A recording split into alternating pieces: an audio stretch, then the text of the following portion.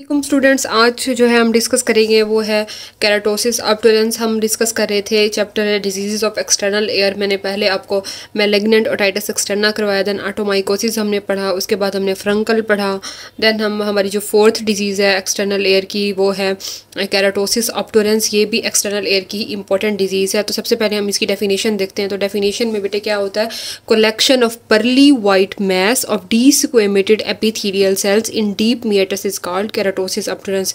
अब इसमें क्या होता है, जो हमारे एपिथेलियल सेल्स होते हैं ना, डीस्क्वेमेटेड एपिथेलियल सेल्स, कहाँ पे जो डीप मिएटस होता है उसमें जो है ना उसका पर्ली वाइट सा मैस कलेक्ट हो जाता है। इसको हम कहते हैं केराटोसिस ऑब्टुरेंस। अब ये किस वजह से हो रहा होता है, वो कहते हैं बेटे जब भी जो हमारे कान है उसमें जो प्रेशर इफेक्ट होता है तो उसमें क्या होता है, प्रेशर इफेक्ट से जो बोन है उसकी अब्जॉर्प्शन होना शुरू हो जाती है, और जब बोन जो है अब्जॉर्प्शन होती है तो जो वाइडनिंग डीप मिएटस है वो वाइड होना शुरू हो जाता है। इससे क्या होता है, जो हमारी जो फेशियल नर्व उसके साथ से गुजर के जा रही होती है तो वो जो है एक्सपोज हो जाती है और उसका भी पैरालिसिस होना स्टार्ट हो जाता है। उसके बाद अगर हम इसकी काज देखें तो ये किस वजह से हो रही है ये डिज़ीज़, तो वो कहता है ये जो एज ग्रुप है 5 से 20 ईयर्स का एज ग्रुप, इसमें बहुत ज़्यादा ये देखी गई है डिजीज़। और उसके अलावा जो है ये अफेक्ट किसको कर रही होती है, अफेक्ट कर रही होती है वन या एक या बोथ, एक कान को या दोनों कानों को इफेक्ट कर रही होती है। और एसोसिएटेड किससे होती है, ये जो है ब्रोंकिएक्टेसिस और क्रोनिक साइनोसाइटिस का पेशेंट जो होता है उसकी हिस्ट्री इसमें हो सकती है, ये उससे एसोसिएटेड हो सकती है। और इसमें क्या होता है, अकोमुलेशन होना शुरू हो जाती है एपिथेलियल प्लग्स की डीप मिएटस में। तो ये जो है इसकी काज है, जिसमें हमने पढ़ा कि ये 5 से 20 साल के बच्चों में बहुत ज़्यादा कॉमन, 5 से 20 साल के एज ग्रुप में बहुत ज़्यादा कॉमन है। एक कान को भी अफेक्ट कर सकती है, दोनों को भी। और एसोसिएटेड किससे है, समटाइम्स क्रोनिक साइनोसाइटिस या ब्रोंकिएक्टेसिस। अकोमुलेशन क्या हो रहे हैं, हमारे पास एपिथेलियल प्लग्स बन रहे हैं डीप मिएटस में, क्योंकि ये डीप मिएटस की डिजीज़ है। इसमें क्या होता है, डीस्क्वेमेटेड एपिथेलियल सेल्स अकोमुलेट हो रहे थे। अब क्लिनिकल फीचर्स देखें या डायग्नोस्टिक पॉइंट्स देखें कि पेशेंट हमारे पास किस तरह से प्रेजेंट करता है। तो पेशेंट जो है हमारे पास प्रेजेंट करेगा पेन इन एयर के साथ आएगा, कि वो कहेगा मुझे कान में बहुत ज़्यादा दर्द हो रहा है, हेयरिंग लॉस हो रही होगी, टिनाइटस के साथ आएगा, एयर डिस्चार्ज के साथ आएगा, और ear canal full of pearly white mass. उस सिनेरियो में ज़रूर जिक्र करेगा कि एक पेशेंट आया है और उसको जो है पर्ली वाइट मैस है, केराटिन मटेरियल है उसके कान में। तो रिमूवल ऑफ दिस मैस, जब हम इस मैस को रिमूव करेंगे तो क्या होगा, वाइडनिंग हो जाएगी मिएटस की, अल्सरेशन या ग्रैनुलोमा फॉर्मेशन हो सकती है। इसमें ये इसकी कॉम्प्लिकेशंस है कि ग्रैनुलोमा फॉर्मेशन हो सकती है, अल्सरेशन बनना शुरू हो सकती हैं। उसके अलावा ट्रीटमेंट में हम क्या करेंगे, केराटोटिक मास जो है वो उसको हम रिमूव करेंगे। किससे करेंगे, सिरिंजिंग टेक्निक से करेंगे, या जो हम वैक्स को रिमूव करने के लिए जो टेक्निक्स अप्लाई कर रहे होते हैं उससे हम कर लेंगे। और पेशेंट को जो है ना हम पीरियडिकली चेक करते रहेंगे, ताकि जो है ना बार बार अगर तो रीअकोमुलेशंस हो रही हैं तो वो भी हम देख लें। उसके अलावा जो है रिकरेंस जो है can be checked by using keratolytic agents, 2% salicylic acid in alcohol, ये भी बहुत ज़्यादा इफेक्टिव है। तो एक दफ़ा हम बुक से भी रीड कर लेते हैं कि केराटोसिस ऑब्टुरेंस होता क्या है। अब अगर गौर से आप देखें तो केराटोसिस, एक दफ़ा मैं जूम करके आपको दिखा देती हूँ, ठीक है। अब जो है केराटोसिस ऑब्टुरेंस हम पढ़ते हैं। केराटोसिस ऑब्टुरेंस क्या होता है, collection of pearly white mass of desquamated epithelial cells in deep meatus.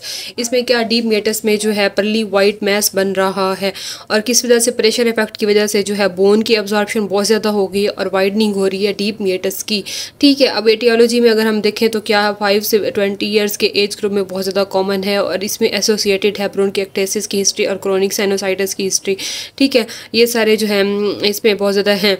उसके अलावा जो क्लिनिकल फीचर्स अगर हम देखें तो पेशेंट में जो है कान में दर्द हो रहा है, हेयरिंग लॉस है, टिनाइटस है, और एयर डिस्चार्ज के साथ पेशेंट हमारे पास आ रहा है। एग्जामिनेशन में अगर आप देखें तो canal is full of pearly white mass of keratin material dispose in several layers. तो पर्ली वाइट मैस हो रहा है और वाइडनिंग हो रही है डीप मिएटस की, अल्सरेशन फॉर्मेशन हो रही है, ग्रैनुलोमा फॉर्मेशन हो रही है।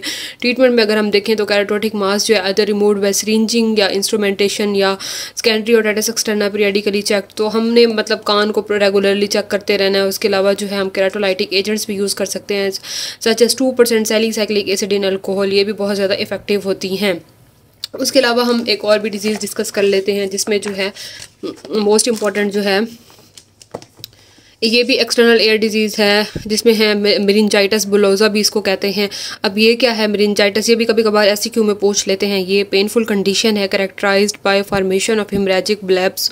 अच्छा, इसमें जो है ब्लैब्स बन रहे हैं टिम्पैनिक मेम्ब्रेन पे और डीप मिएटस में, और ये कौन से उससे काज हो रही है, तो ये जो है वायरस से काज हो रही है। माइकोप्लाज्मा निमोनी जो है ये डिजीज़ है टिम्पैनिक मेम्ब्रेन की। टिम्पैनिक मेम्ब्रेन की कौन सी डिजीज़ है, मेनिंजाइटिस बुलोसा। इसमें क्या बन रहे हैं, ब्लैब्स बन रहे हैं टिम्पैनिक मेम्ब्रेन पे और डीप मिएटस पे, और किस वजह से, एक वायरस है माइकोप्लाज्मा निमोनी, उससे जो है ये काज हो रही है। उसके अलावा एक और ऐसी क्यों पूछते हैं कि ट्रॉमेटिक रप्चर किस तरह से, मतलब जो है टिम्पैनिक मेम्ब्रेन है वो किस तरह से रप्चर होती है, क्या क्या चीज़ें हैं जो टिम्पैनिक मेम्ब्रेन को रप्चर कर सकती हैं, तो ये भी पूछते हैं कि किस तरह से। तो सबसे पहली जो है काज वो ट्रॉमा हो सकती है। अब ट्रॉमा किस वजह से हो सकता है, या तो एक पेशेंट है वो अपने कान में जो है कोई हेयर पिन वगैरह यूज़ कर रहा है, कोई मैच स्टिक या कोई माचिस की तीली वगैरह, मतलब कोई भी ऐसी चीज़ यूज़ कर रहा है, तो उससे भी जो है टिम्पैनिक मेम्ब्रेन के रप्चर होने के बहुत ज़्यादा चांसेस हो सकते हैं।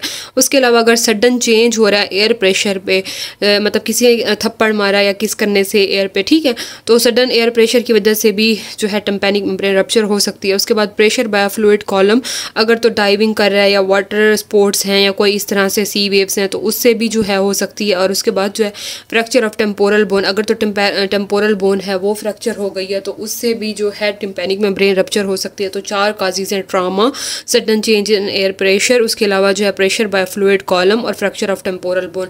ये जो सारी हैं ये बहुत ज़्यादा टिम्पैनिक मेम्ब्रेन को रप्चर करवा सकती हैं। उसके अलावा जो है बेटे एक और क्वेश्चन भी पूछ लेते हैं कभी कभार के, जो है मैगेट्स क्या होते हैं, फॉरेन बॉडीज़ क्या हैं और किस तरह से लिविंग बॉडी, फॉरेन बॉडी क्या है और किस तरह की टाइप्स हैं, और वैक्स को हम किस तरह से रिमूव करते हैं, तो वो मैं नेक्स्ट पार्ट में आपको करवाती हूँ। Thank you.